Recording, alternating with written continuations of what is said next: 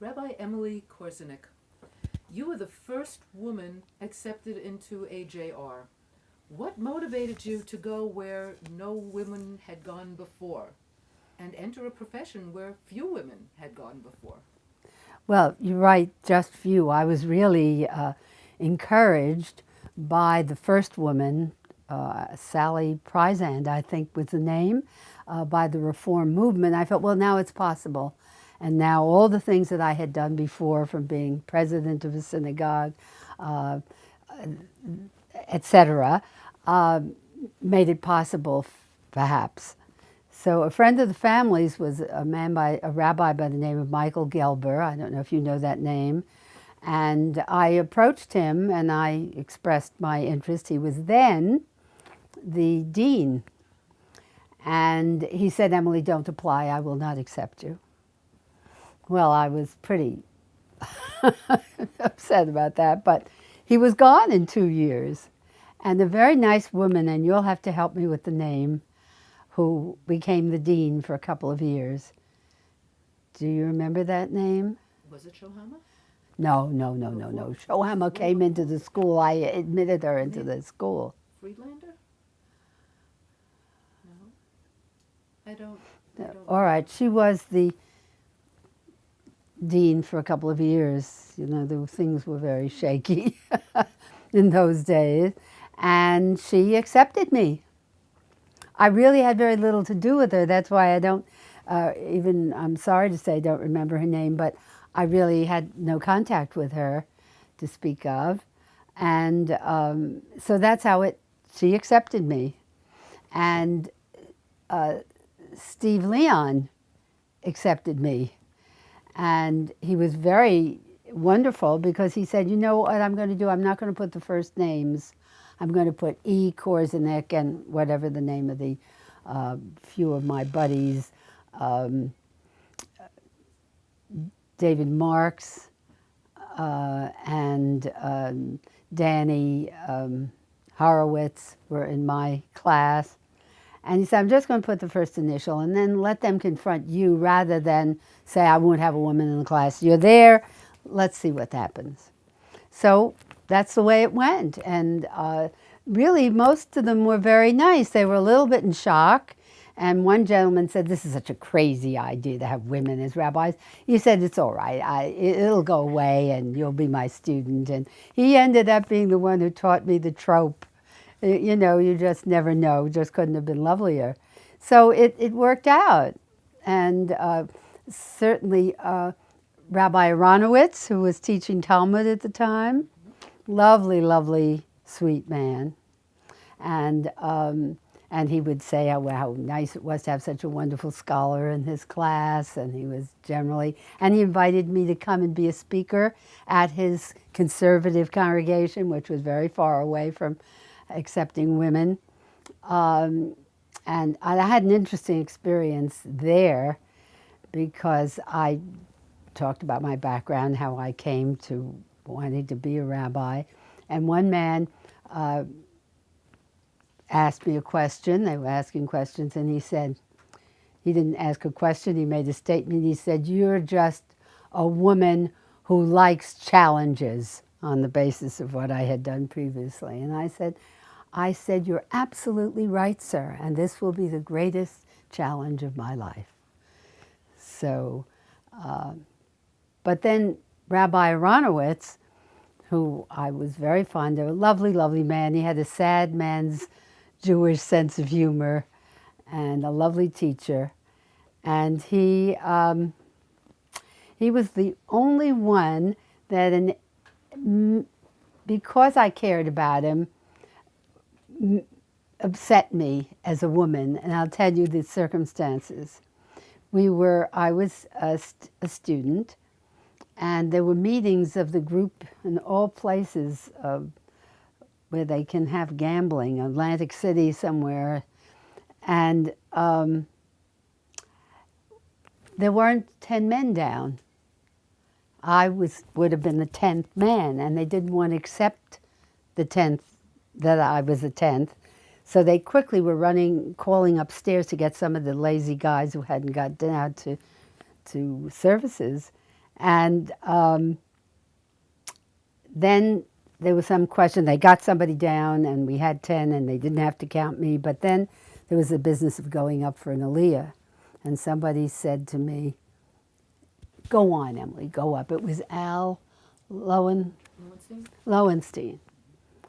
And I got up to go, and my dear Rabbi Robert put his hand up in front of me. He said, "Emily, don't go up. You will offend some people." I was crushed. I just sat there feeling, why doesn't he feel it? I'll be crushed. And my friend Danny Horowitz in my class was conducting services. And that was what he wanted, that I should sit down too. So after the service was over, I sat there thinking, how am I going to handle this? What am I going to say? I went up to Danny and I said, and we were good buddies, and I said, I felt the way you would feel if you had to confront anti-Semitism. That was just the way I felt. He said, Emily, I don't say that you aren't right to hold your opinion, but I was conducting the services. And I feel I had a right to conduct it the way I feel it should be, and that means without women counted as the minion, etc. I never spoke to Ronowitz about it, but everybody recognized they now had a problem they had to face in the school. Are they really going to accept women and give them the status that everybody had, or aren't they? And that had to be decided. So the next board meeting, it was settled that women would be admitted and women would have full status as students in the school. So those were some of the things that had to be dealt with in being the first woman at the academy. And these things gradually got straightened out. So gender issues are very different from pluralism issues. What was the pluralism like at the academy? It's the fact that it is a pluralist institution inspire you to go there, or was this just a lucky extra that you found? It did inspire me to go there. I thought this was wonderful because I'm all too conscious of the kind of conflicts that we have within the Jewish community, where with regard to Orthodox and Reform particularly, there's not a sense of respect. Both ways, there's not a sense of respect for each other. The conservatives seem to try to straddle both worlds and often don't end up having any definition of themselves. So that's another complexity that arises from trying to be good to everybody. But the gender is not the same, but it represents the same kind of conflict of difference that you have to deal with. I thought the pluralism idea was simply wonderful. And I also saw how it played out in interesting and gratifying ways. For example, we all had to write an essay, a paper on what prayer meant to us. And I don't remember what I wrote exactly. I can think of what I would say now, and perhaps it would be very much like what I would have written then, because I was 46 years old when I entered the school. So, it pleased me to hear very different points of view about what prayer meant that I didn't think of or didn't perhaps embrace, but nonetheless felt were very valid and interesting and wonderful to hear. So there were ways in which the plurality expressed itself really within what we were doing, and I think that's a good example of it. But the gender factor also had a significance. Would a woman rabbi be different than a male rabbi?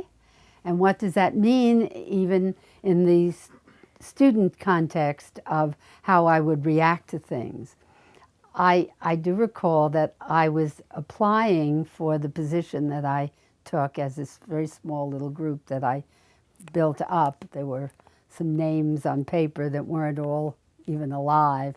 But I was being interviewed for the second time, and a man said, "Do you think there is something different about being a woman rabbi? Does that mean you'll be a different kind of rabbi? What does that mean?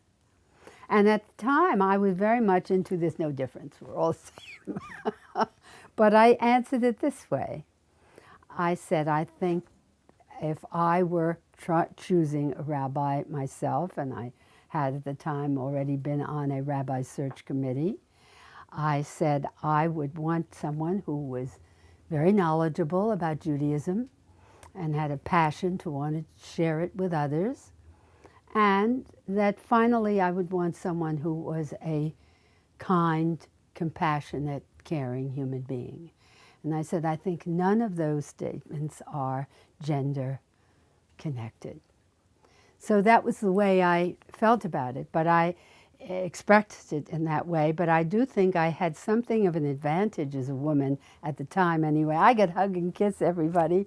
I could be, and I tried very hard not to seem to have any role that any other woman wouldn't have. I always brought food and cooked and fed people and did things that the other women in the congregation were expected to do. I didn't want to seem to be. I do remember one of my sons coming up. It was before high holidays, and we're putting out food, and I brought some, and I'm fixing the table as I would be at home. He said, "Mom, you're the rabbi. You don't have to do this." So it was, on the whole, just been such a wonderful time for me, and I enjoyed my time at AJR very much. It was a very different place, and I'm sure you're interested in knowing how different it was. It was a small group of people. I was the no, I wasn't necessarily the oldest. There was a gentleman who I think may have been older than I, definitely. And we went where our classes were. The teachers, the rabbis, we went to their congregation. So I did a lot of traveling in the subway. And I always remember meeting one of my son's friends who was a young lawyer all dressed up, and I've got a backpack with books on my back and a snow jacket. And we both laughed looking at each other. So we really did a lot of traveling because we had to drive to Brooklyn or to New Jersey, where Rabbi Aronowitz was. And it was just a small group. I guess there were half a dozen of us in the class at that time altogether. So the level of the school is much, much better now than it was. There's simply no question about it.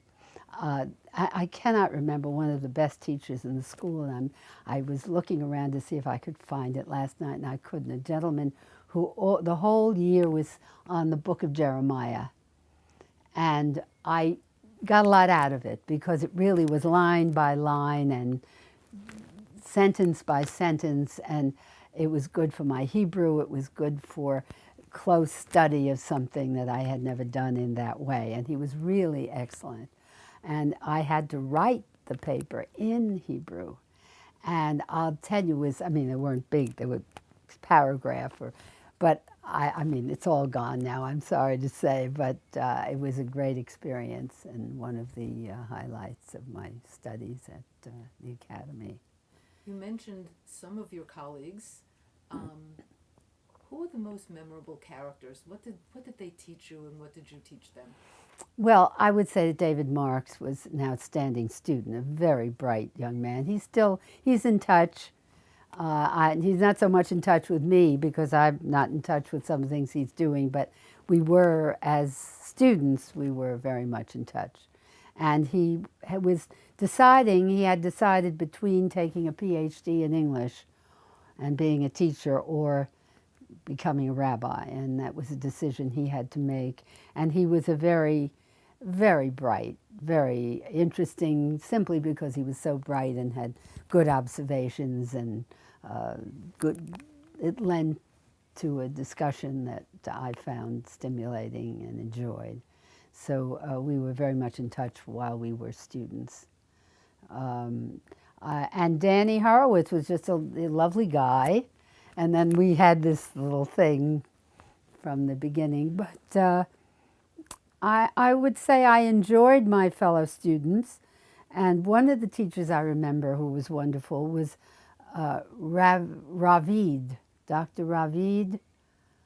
Zvulun Ravid. Ravid was the last name. He taught Hebrew at Columbia, and he was also the Hebrew teacher for our school. And we went to his apartment, and he was excellent teacher, and he was very kind to me in that he realized the special difficulties that somebody starts to learn Hebrew at age 46. And he said to me, I remember at the very end, he said, Emily, you've made great strides, but if you do not keep it up day by day, you'll lose it.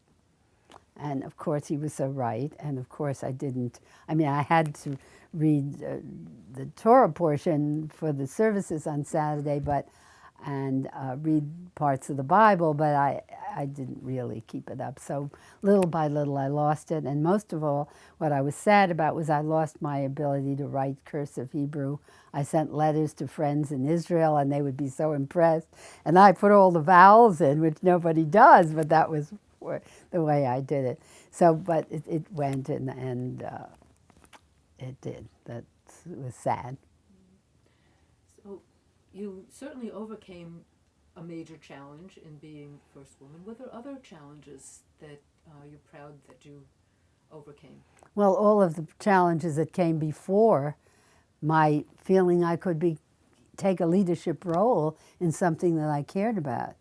And I had a lot of that before, or I wouldn't have been applying to try to be a rabbi. And it meant, I was sort of the kid that I was always president of the class. I started out that way. And then later on, I continued in that attitude, so to speak. I went to a girls' high school and a girls' college. No, I was partly a girls' high school. It was merging with a co-ed school. I won't go. That was an interesting experience. It was interesting to see that in the co-ed classes. Now we're talking about. I graduated from high school in 1946, so the girls in the co-ed unit didn't speak in class. They looked much prettier than we did. They had parties with the boys. We didn't have that sort of thing, and we were the leaders. We were the president of the class. I was the president of the class in my junior and senior year in high school, and I was speaking in class. We all were, and it meant you could be president, make the books and the magazines and everything. So there was this much more experience that you had in an all-girls school for leadership, and I think that was a good beginning place. But I got involved in politics. I ran for the New York State Assembly. I'm not going to try to fill out that whole experience, but all of those were things that made me feel that I could take a leadership role.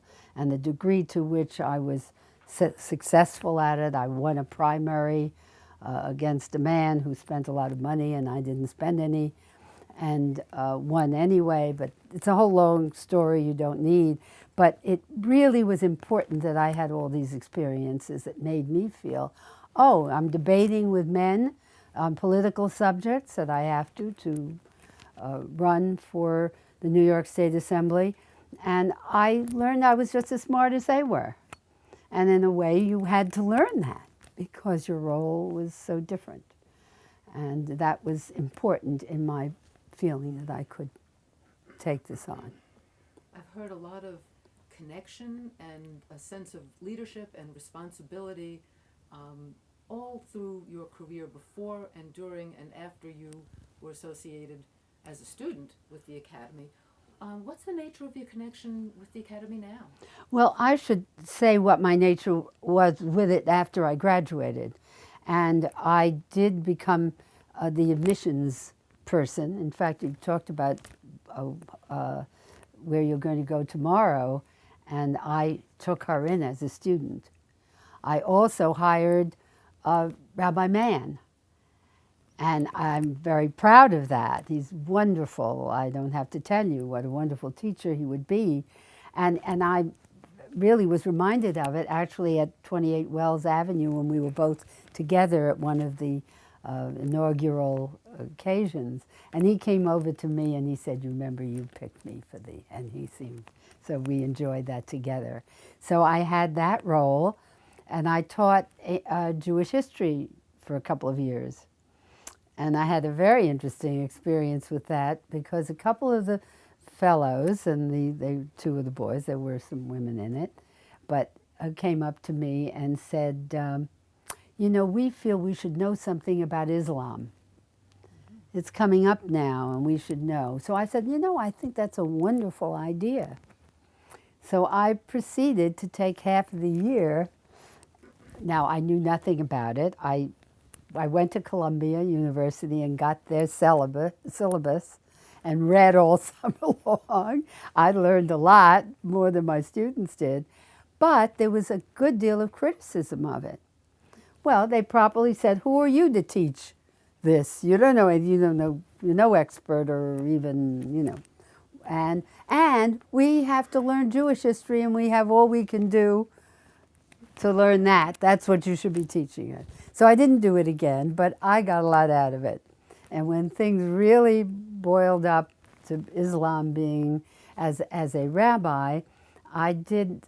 I had read the Quran, of course, and there's only one narrative in it, story, and that's the Joseph story, interestingly enough.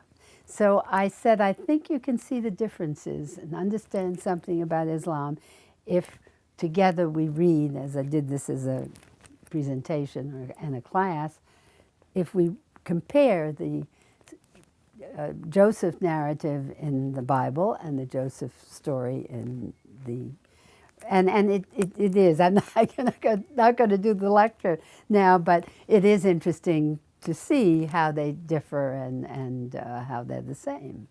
So so there were many ways in which I ended up getting a lot out of what I did.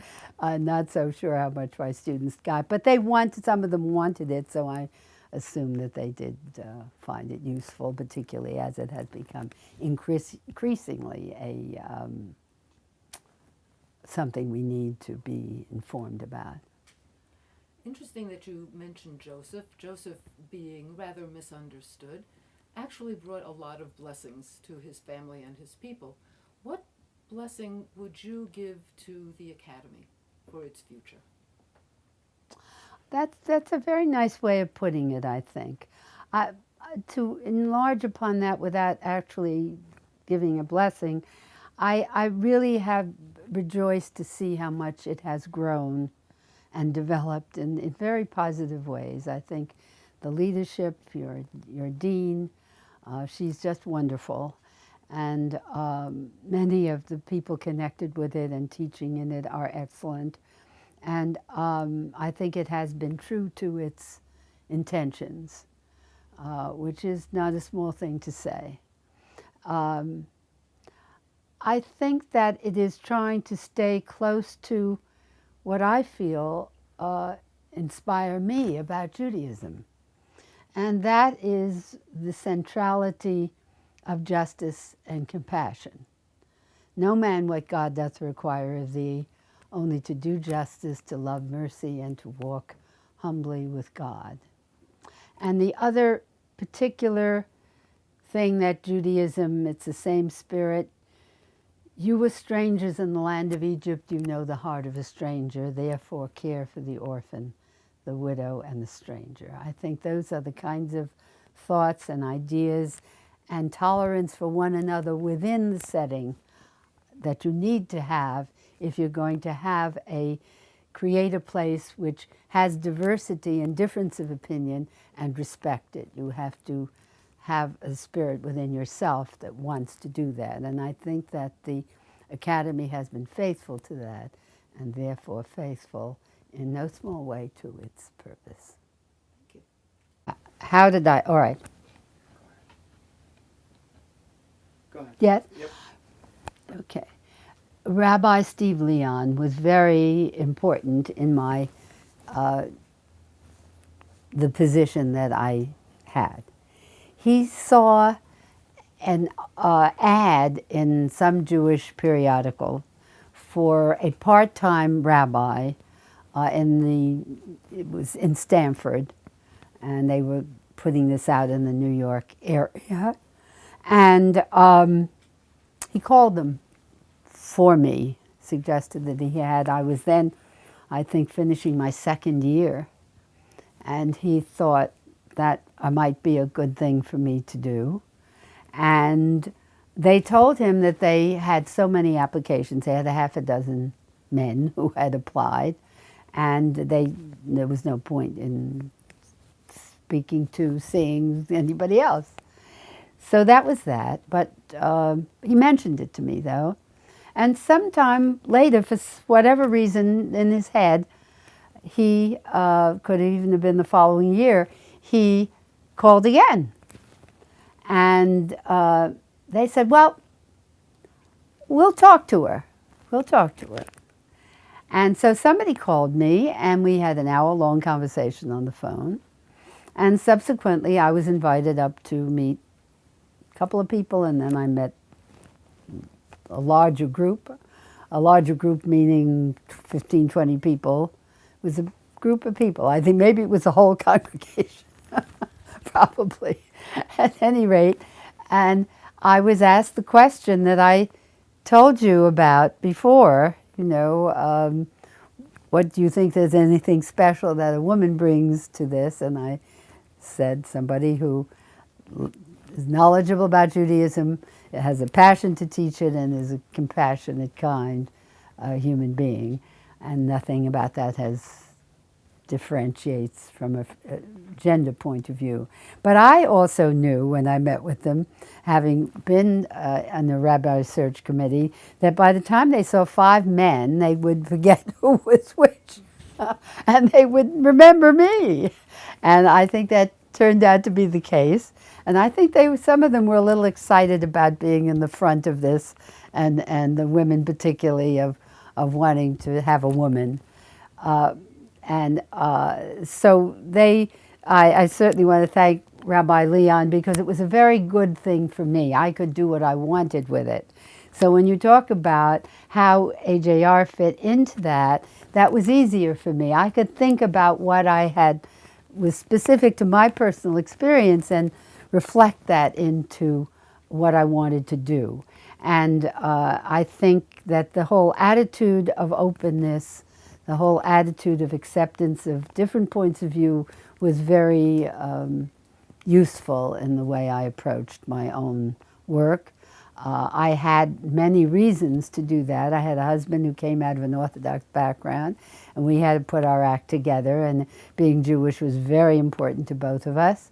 And the Reconstructionist group was a good one for us. It was intellectual, and it was going its own way, so to speak. And so there were many forces that made me feel pluralistic.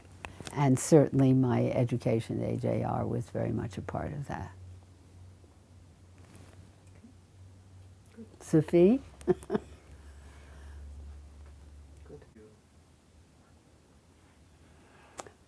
Ordination was a very special time for me, of course. And it took place at Bet Am Shalom Synagogue, where my husband and I had been members for many years, where I had been president of the synagogue, and more important, I think, chairman of the ritual committee, which was a bigger deal for a woman to be. And also I taught classes at the post-bar and bat mitzvah classes for a couple of years. So I was very close to that congregation, many dear friends with whom we had raised our children together and shared those special occasions related to it, bar and bat mitzvah and so forth. Well, they were very excited about it and very happy to participate in it. And it was my occasion only, and Rabbis Stephen Leon and Rabbi Aronowitz both participated in the occasion, and others as well. So it was a very exciting time for me, needless to say. But in taking then the position that Rabbi Leon had essentially found for me, and being a graduate of AJR, and being the first woman to enter that community as a rabbi, I was not well received. It's true, I think, if I had been come out of the Reform movement, which did have a few women rabbis, at least another one, at the time, I would have had a group that perhaps would have received me, but in this case I did not. And my connection or my way of moving into the Jewish community was through the Christian community. The Christians thought I was interesting. They weren't threatened by it in any way. So I would be invited to make a benediction or at special, particularly different kinds of organizations that were general to the community. And I was discovered then by the Jewish people, the federation. I made a benediction, a prayer, and I always made my prayers not just generic prayers, but specific to the purposes of that organization. And so they heard me at once, said, "Oh, that was so nice. Would you do one for us?" So that was how I began to get into the Jewish community. There was really some, then of course, it wasn't that many years later that I had this bar mitzvah in Poland. And I had gone to Poland to officiate at a bar mitzvah to bring the child. You need to know how that came about. I was approached by a gentleman who lives in Scarsdale with me and whose daughter's wedding I had done the year before. And he said, "You know, I went on a trip, it was one of these things where they take people who are pretty well heeled to, it was in this case to Poland and then Israel." And he said, "We were at a canteen where some of the old Jews in Poland are given hot meals and eyeglasses and whatever they need for health. And we wanted to do something for them, and we thought they would ask for citrus fruits or warm coats or stuff. And this lady said to us, 'Bring us some life, bring us some youth, bring us a bar mitzvah.'" And he said, I wanted to do that very much. And I wrote to our federation when I came home and asked them to do something about it, and they didn't. So he said to me, "Emily, can you do something about this?" And I said to him, "What are you prepared to do?" And he said, "I will see to it that you have the money to take a family to Poland to do it." Went from there. Lots, you can imagine, had to take place before we could go and get permission from Poland. But there was a lot of hostility to it. In the Orthodox community, here's this woman rabbi is going to Poland with a reform kind of, we were unaffiliated, but very great consternation here. Lots of, and of course the media loves a fight, so they would come to me, "Well, they said you were blah, blah, blah." And I said, I don't want to answer any of that. They will say whatever they want to say about me or about my little boy, but let it be. So we through that, though, there was so much publicity around it. I was on the front page of the New York Times. I mean, where do you go from there? And so that I became pretty well known and kind of by some people admired, and by some people, the Orthodox Rabbi Ehrenkrantz, told me much later that he had been approached and said, "Why are you letting her go?" And he said, what is it you want me to do to stop her? So many people spoke about it in their sermons and so forth. So gradually, and then because I was so active in the community, I was a figure in the community, in the Stanford Jewish community. But that was certainly what broke the thing open. And then through a lot of interfaith stuff and so forth, which was very important to me, and my own personal background made that very easy to be a part of the Christian community that had welcomed me very much into the Stanford world.